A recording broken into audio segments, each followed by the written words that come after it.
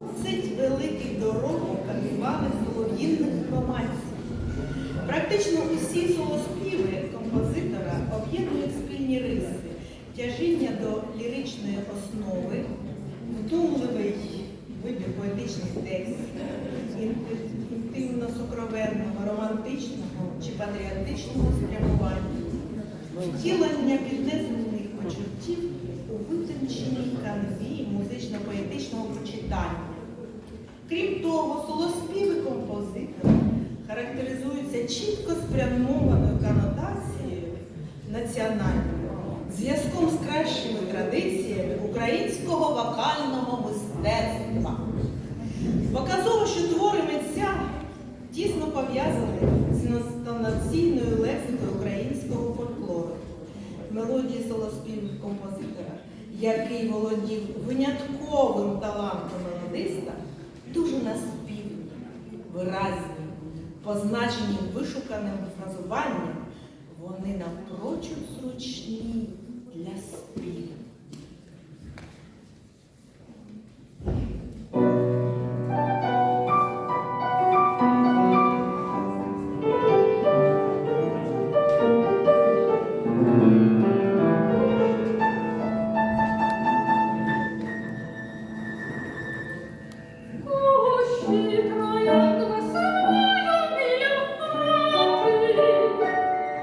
Собі гніздечко соловей